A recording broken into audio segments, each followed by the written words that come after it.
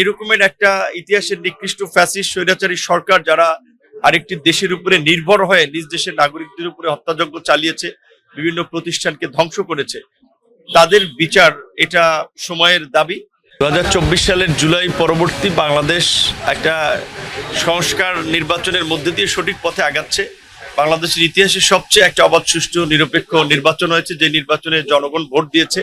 এবং আপনারা দেখেছেন যে বাংলাদেশের ইতিহাসে একটা ব্যতিক্রমধর্মী পার্লামেন্ট, যেটা বলে যে যেই পার্লামেন্টে একেবারে ফাঁসির আসামি থেকে দেশের বাইরে দীর্ঘ নির্বাসিত জীবনের লোকেরা থেকে শুরু করে একেবারে তরুণদের প্রতিনিধি, একেবারে সিনিয়র রাজনীতিবিদ থেকে শুরু করে সব শ্রেণী পেশার মানুষের একটা প্রতিনিধিত্ব আছে।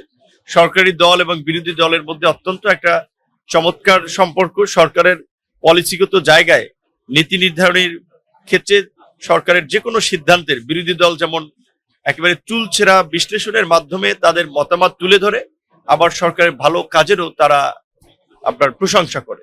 জুলাই গণঅভ্যুত্থান অবশ্যই আমাদেরকে মনে করিয়ে দেয় যে বাংলাদেশের দীর্ঘ 1.5 দশক যে ফ্যাসিস্ট স্বৈরাচারী সরকার ছিল, কখনো যেন ওই দিকে বাংলাদেশ ধাবিত না হয়। বর্তমান বাংলাদেশের আশা করি যে পথে আছে, এভাবে আমরা থাকলে বাংলাদেশ ভবিষ্যতে একটা গণতান্ত্রিক, উন্নত, সমৃদ্ধ রাষ্ট্র হিসেবে গড়ে উঠবে। আপনি দেখছেন যে প্রধানমন্ত্রী গতকালকে চীন মৈত্রী সম্মেলন কেন্দ্রে জুলাই শহীদ আহতদের নিয়ে আনুষ্ঠানিকভাবে একটি প্রোগ্রাম করেছেন, এবং সরকারও তাদের ক্ষতিপূরণ দেওয়া থেকে শুরু করে সামগ্রিকভাবে তাদের কল্যাণে অঙ্গীকারবদ্ধ। এবং ইতিহাসে এটা দৃষ্টান্ত তৈরি করার জন্য এরকমের একটা ইতিহাসের নিকৃষ্ট ফ্যাসিস্ট স্বৈরাচারী সরকার যারা আরেকটি দেশের উপরে নির্ভর হয়ে নিজ দেশের নাগরিকদের উপরে হত্যাযজ্ঞ চালিয়েছে, বিভিন্ন প্রতিষ্ঠানকে ধ্বংস করেছে, তাদের বিচার এটা সময়ের দাবি। স্বরাষ্ট্রমন্ত্রী, আপনারা তার বক্তব্য লক্ষ্য করেছেন, তিনি বলেছেন যে তাদের বিচার হবে দ্রুতই, এটা আইনের মধ্যে দিয়ে। আইনমন্ত্রীও এই বিষয়ে আমরা দেখেছি, উনি আগে অ্যাটর্নি জেনারেল ছিলেন, এই প্রক্রিয়ার সাথে ছিলেন। আশা করি এই বিচারের মধ্যে দিয়ে বাংলাদেশ অন্তত ফ্যাসিবাদ মুক্ত হবে।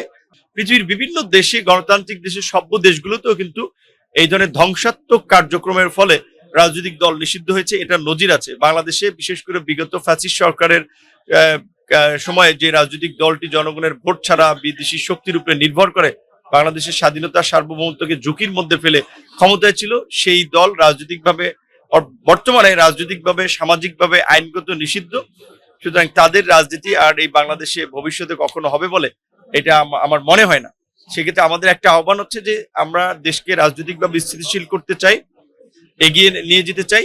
সেক্ষেত্রে যারা আছেন তারা বিদেশে থাকা কোনো দুর্বৃত্তদের কিংবা তাদের প্ররোচনায় পড়ে দেশে একটা নৈরাজ্য তৈরি করে, বিশৃঙ্খলা তৈরি করে নিজেদের বিপদ ডেকে আনা বুদ্ধিমানের কাজ হবে না। বরঞ্চ তারা যারা দেশে আছে, দেশের কাজ করুক, চাকরি করুক, ব্যবসা বাণিজ্য করুক, রাজনীতি করতে চাইলে অনেক দল আছে, সেই সমস্ত দল করুক, নতুন দল খুলতে পারে কেউ।